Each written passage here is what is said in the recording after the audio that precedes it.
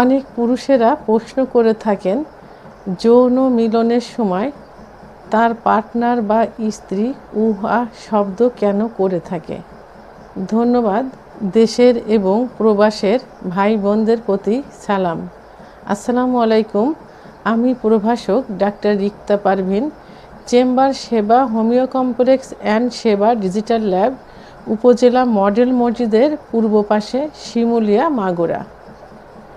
আজকে আমার আলোচনার টপিকস যৌন মিলনের সময় মেয়েরা কেন উহা শব্দ করে।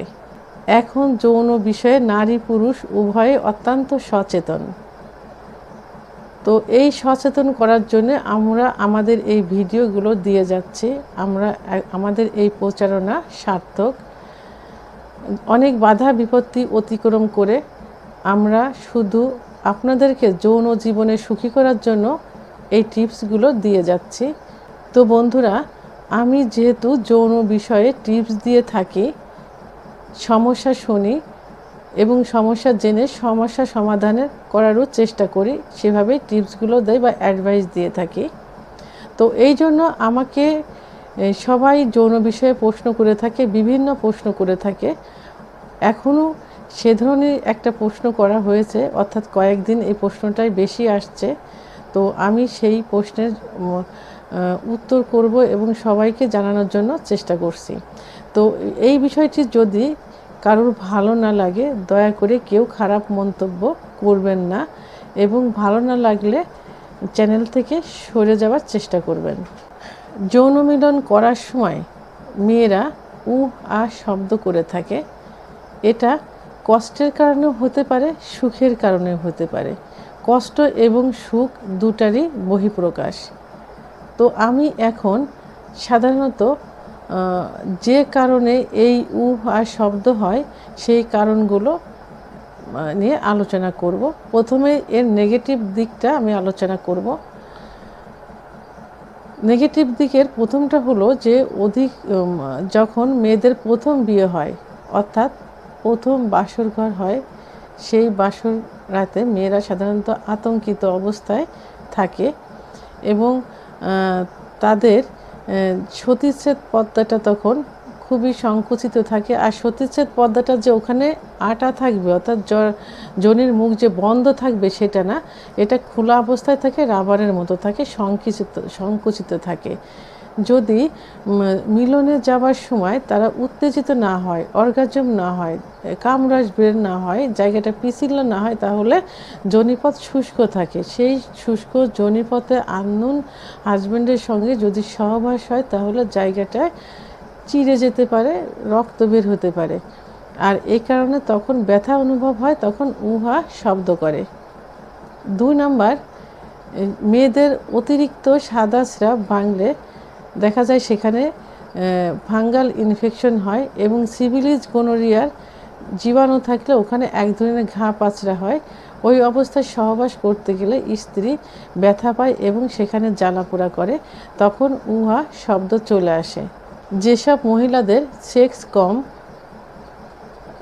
এবং সহবাসের পূর্বে যদি স্বামী তাকে পর্যাপ্ত পরিমাণ ফোরফিল না করে তাহলে তার অর্গাজম হবে না, আর অর্গাজম না হলে কামরস বের হবে না, আর কামরস বের না হলে জায়গাটা পিছিল হবে না, তখন জায়গাটা শুষ্ক থাকে, সহবাস করতে গেলে অত্যন্ত ব্যথা অনুভব করে, তখন মহিলারা উহা শব্দ করে। 4 নাম্বার, জরায়ুর মুখে যদি সার্ভিসাইটিস হয়ে থাকে তাহলে সহবাসে অত্যন্ত ব্যথা অনুভব করে, তখনও তারা উহা শব্দ করে থাকে।